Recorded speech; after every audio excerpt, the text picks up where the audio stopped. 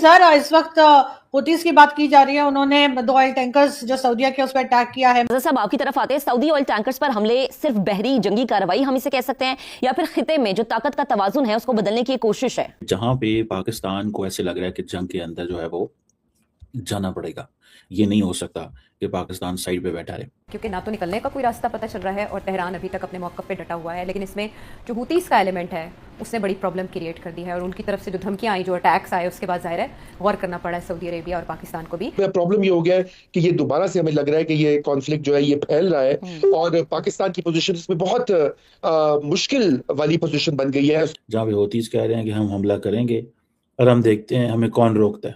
इसमें इंटरेस्टिंग बात ये भी है ना कि जो सऊदीज हैं वो ये समझते हैं कि जब ये जंग शुरू होगी, लेकिन क्वेश्चन ये है कि क्या पाकिस्तान इस जंग का हिस्सा बनने जा रहा है, ये सवाल है। उसकी वजह यह है कि अगर सऊदी अरेबिया पे मजीद हमले होते हैं या वहां तक जंग फैलती है तो फिर पाकिस्तान तो पाबंद है कि सऊदी डिफेंस को वो आएगा सामने। उसका फिर ये मतलब है कि ईरान के साथ भी वो मसला बन सकता है, तो खुदा ना करे कि ऐसा हो। लेकिन क्या ये फुल स्केल वॉर में बदलने जा रहा है सारा मंजरनामा, जब अमेरिका की तरफ से भी ये धमकियां और तैयारियां की जा रही हैं कि वहां न्यूक्लियर फैसिलिटी को टारगेट किया जा सकता है? सो रजा साहब आप दुरुस्त कह रहे हैं, क्योंकि बड़ी बड़ी जंगों का जो हल है वो टेबल टॉक के जरिए निकलते हुए हमने देखा है। आमिर साहब आपकी तरफ आते हैं, अगर बाबुल मंदब बंद हो गई तो क्या आलमी तिजारत, तेल की तरसील और मईशत हमारा ये हाउसी रेबल्स के ऊपर भी होना चाहिए, उनकी मकामी सियासत के ऊपर भी होना चाहिए।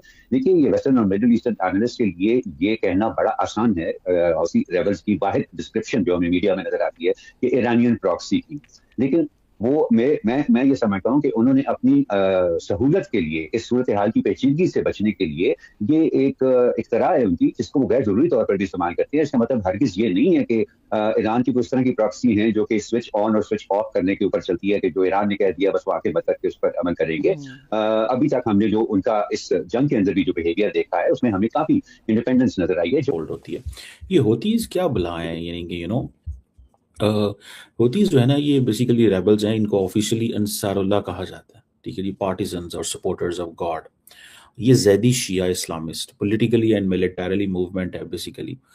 Zedi, I think they are called as fivers. In Shia Hasna Ashti, there are sixers, there are 12ers, and I think the Zedi Shia Islamists, they are fivers, and they have a control over large part of capital Sana and जो इनका north west का इलाका है।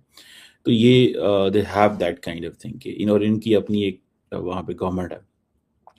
ये 1990s में मर्ज हुए थे और एक जैदी रिवाइवलिस्ट मूवमेंट के नाम से, जैसे मैंने बताया कि this is a branch of Shia Islam जिसने नॉर्दर्न यमन में रूल किया है। और ये 1962 तक एक था उस वक्त। ये 30-35% हैं, लेकिन इन्होंने अपने एक अलहदा बना लिया होगा क्योंकि सेंट्रल स्टेट कमज़ोर थी, इन्होंने अपनी वो बना ली। The Iranians have been very vocal in supporting them. और ये एक पूरी की पूरी अल होती फैमिली है। ये हाशमाइत एक रिलीजियस स्कॉलर जो थे। मार्को रूबियो का भी मैं सुबह स्टेटमेंट सुन रही थी, टीवी पर भी दिखाया जा रहा था कि वो कह रहे हैं कि हुतीस को रोका नहीं जा पा रहा।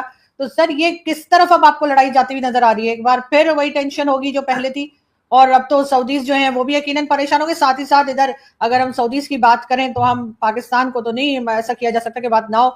अगर सऊदीज पे अटैक हो रहा है, चाहे उनके ऑयल टैंकर पर ही हो रहा हो, तो ऐसे में डिफेंस पैक्ट जो है उसकी कितनी इंपॉर्टेंस रह जाती है? मेरे से क्यों पूछ रहे हो? पाकिस्तान से पूछो। Pakistan is answerable, mediator Pakistan, comprehensive defence treaty Pakistan, पूरी दुनिया में ढंका पाकिस्तान, पूरी की पूरी एड लेना पाकिस्तान। तो देखिए, कहीं ना कहीं जिम्मेदारी भी तो निभानी पड़ेगी ना। अगर आपके राइट बनते हैं, एक अच्छा काम करने की आपने अगर कोशिश करी है और उसमें अगर आपके राइट्स बनते हैं या आपको मिलते हैं आपकी, तो उसके साथ उसके कर्तव्य भी होने चाहिए, उसके ऑब्लिगेशंस भी होनी चाहिए, ड्यूटीज भी होनी चाहिए। अब आप एक बात बताइए, बड़ी सही सी बात करते हैं इसके ऊपर कि अभी आपने ही कहा है कि भी, और आपके यहाँ सबने कहा है कि जी हमारे ऊपर अटैक, मतलब सऊदीज के ऊपर अटैक तो हमारे ऊपर भी अटैक। तो जनाब वो अटैक तो 10 बार हो लिए। आपने किया क्या? चलिए शुरुआत में हो सकता है आप ये कह देंगे कि पाकिस्तान ने सोच विचार कर रहा था, ठीक है ना, तो बोलते हैं ना जिसको गहन चिंतन कर रहा था और डीप चिंतन। सर वो तो जब सऊदी हमें कुछ करने को कहेगा तभी होगा ना, ऐसे नहीं। क्या बात कर रहे हो? अरे भाई वाह, सऊदी क्यों कहेगा? आपने ट्रीटी साइन करी है, उनके ऊपर अटैक, आपके ऊपर अटैक, अपना जहाज उड़ाइए उड़ाइए। वो जो एयर, तो आप क्या एंटिसिपेट कर रहे हैं इस बारे में? आपने एक प्रेडिक्शन की थी, मेरा ख्याल है वो पहले शामिल कर देते हैं। तो ये रूल आउट नहीं करना चाहिए आपको कि अमेरिका वापस आएगा जंग में, दफा फिर कुछ ना कुछ करने की कोशिश करेगा। फिर वो ये कहेगा कि ईरान ने अपने वादे ये तोड़े, ये ठीक नहीं किया, न्यूक्लियर की इशू, ये सेटलमेंट नहीं हो रही, फलाना नहीं हो रहा, ये नहीं हो रहा, एंड पीछे हटेगा और पीछे हट के फिर it might come back to attack Iran again. America और इसराइल फिर वापस आएंगे बमबारी करने के लिए। सो इसीलिए मेरा ख्याल है ये जो सारे GCC के ममालिक हैं ये भी यही शक करते हैं कि अभी जंग ख़त्म नहीं हुई, अभी स्टॉक पाइल्स तेल के ख़त्म हो रहे हैं, अमेरिका अपने हथियार जो है वो ठीक कर लेगा, रिस्टॉक कर लेगा, ऑयल सप्लाईज जो है वो कर लेगा, मिसाइल्स उसके इकट्ठे हो जाएंगे एंड सो ऑन, बिकॉज सबसे ज़्यादा डिप्लीशन वहीं हुई हुई है उनके रॉकेट्स। तो I think the argument that America वापस आएगा जंग करने के लिए इसराइल के साथ, वो बड़ा स्ट्रॉन्ग आर्ग्यूमेंट है। अच्छा सेठ साहब, प्रेसिडेंट ट्रंप जो बात कर रहे हैं वो तो मैक्सिमम प्रेशर डालने की कोशिश कर रहे हैं, लेकिन लगता है बैकफायर कर रही है। थे जो अपने आप को नबी हजरत मोहम्मद जो प्रॉफिट पीस बी अपॉन का एक डिसेंडेंट समझते हैं एंड ऑल दैट। बहरहाल और अब ये जो पावर में आई ये 2004, यानी कि ये जो जिसे वो कहते हैं ना इंसर्जेंसी जिन्होंने काफ़ी लड़ी 2004 से लेके 2010 तक अगेंस्ट यमनी गवर्नमेंट, और ये जो अरब स्प्रिंग आई अपहीवल हुई और यमन के अंदर सिचुएशन क्यास मजीद फैला, और तो 2014-15 में इन्होंने सना जो कैपिटल है वो सीज कर लिया, कंट्रोल में लिया, और वहाँ से एक इंटरनेशनली रिकग्नाइज गवर्नमेंट जो है वो एग्जाइल में चलाते रहे, और बहुत नॉर्थ वेस्ट का इलाका और बहुत सारा। फिर यहाँ पे एक सऊदी लेड कोलिशन बना जिन्होंने मिलिटरीली वहाँ पे इंटरवेन। डिफेंस सिस्टम चाहे आपका कितना भी टूटा हुआ एयर डिफेंस सिस्टम हो, उसको वहां लगाइए, जो भी मिसाइल उनके तरफ आ रही है रोकने की कोशिश तो करी जानी चाहिए ना, फ्रॉड ही सही लेकिन कोशिश तो होनी चाहिए ना।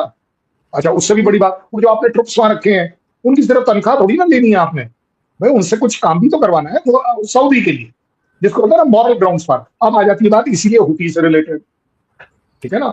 आप मुझे एक बात बताइए, ये जो हुतीज वाला मामला है रेड सी का, भाई उन्होंने इस फरवरी से लेकर और दोस्तों ईरान अमेरिका और इजराइल के बीच युद्ध तो चल ही रहा था, लेकिन अब सऊदी अरेबिया और ईरान के बीच भी युद्ध शुरू हो चुका है। सऊदी अरेबिया के ऑयल टैंकर पर हुतियों ने काफी ताबड़तोड़ हमले किए, जिसमें सऊदी अरब को काफी नुकसान उठाना पड़ गया है, और खबर ये चल रही है कि हुतियों को ईरान की तरफ से काफी सपोर्ट मिल रहा है, यानी कि यूं कहा जाए तो हुती जो है ईरान की तरफ से सऊदी अरेबिया से लड़ रहे हैं। अब इसी को लेकर सऊदी अरेबिया ने भी इस युद्ध में पाकिस्तान को घसीट ही लिया। सऊदी अरेबिया कहना है कि अगर हमारा साथ हमसे पैसा चाहिए तो सऊदी अरेबिया कहता है कि अगर हमारा साथ है दोस्तों की पाकिस्तान के अंदर हो रहे हमले और से लड़ना ही पड़ेगा। आपको तो पता ही है दोस्तों कि पाकिस्तान के अंदर हो रहे हमले और बम धमाके से पाकिस्तान नहीं निपट पा रहे हैं। चर्चा चल रही है, पाकिस्तानी मीडिया का कहना है कि क्या पाकिस्तान में इतनी कैपेसिटी है कि वह सऊदी अरब की तरफ से ईरान से लड़े, क्योंकि पाकिस्तान एकमात्र ऐसा देश है दुनिया में जिसे हर देश से भीख और कर्जा चाहिए होता है।